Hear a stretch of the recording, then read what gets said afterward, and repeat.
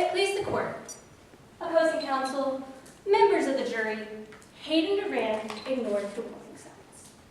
We are here today because on August 18, 2010, 11-year-old Sydney Park was shot and killed in the living room of her home. However, that day started out as any other day for Sydney Park. There was nothing unusual about August 18th. She got up, she got dressed, she said goodbye to her parents, Andy and Lee Park, as they left for work, and she anxiously awaited her best friend Jessie to come over and play for the day like they had so many times before. Sydney's parents saw nothing unusual about August 18th as they said goodbye to their shy but easygoing daughter, not realizing this would be the last time they would see her alive. What was unusual about August 18th was that Jesse Durand, Sydney's best friend, decided that he wanted to play with the Park's gun. The same gun that Sydney was later shot and killed with. You're going to hear a lot about Jesse Durand today. You're going to hear about his obsession with guns, specifically the Park's gun.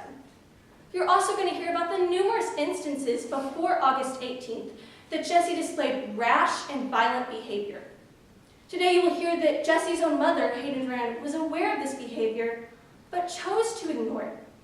Today the evidence will show that Sydney Park is dead because Hayden Durand ignored the warning signs.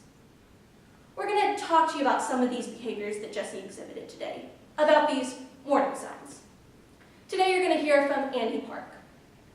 She will tell you of a daughter that she no longer gets to see, of a daughter that she no longer gets to hold. But she's also going to tell you of the many times that Jesse Durand came over to her house, of the many times that Jesse Durand played with her child, and of the many times that Jesse displayed violent behavior. Listen carefully as Miss Park will tell you that in her home, her and her husband keep a gun, locked away in a safe. But this is the same gun that Jesse held, fired, and shot Sydney Park with. Today, the evidence will show that the Parks weren't the only ones aware of this gun. Hayden Durand, Jesse's own mother, was aware of this gun. You're also going to hear from Danny Brooks today. He will take the stand and tell you that Hayden wasn't the only member of the Durand family aware of this gun. Jesse not only knew about this gun, he wanted to play with this gun. He was obsessed with this gun. Hayden knew of this obsession, but she chose to ignore it. Today you're also going to hear from Dr. Campbell Solo, a psychiatrist, that she will tell you that Jesse's behavior was more than enough evidence for Hayden to take action. That the warning signs were there, but Hayden chose to ignore them.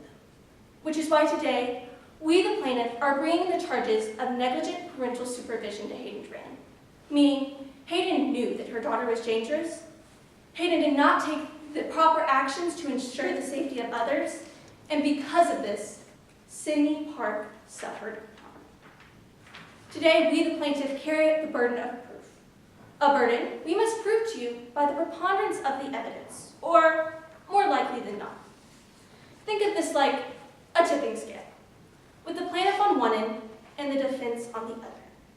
If today we, the plaintiff, tip the scales even the smallest margin in our favor, it is your duty to find in favor of the plaintiff. Gentlemen of the jury, August 18th started out as any other day for the Park family. However, Hayden Durand knew August 18th wasn't like any other day. Hayden Durand had the warning signs.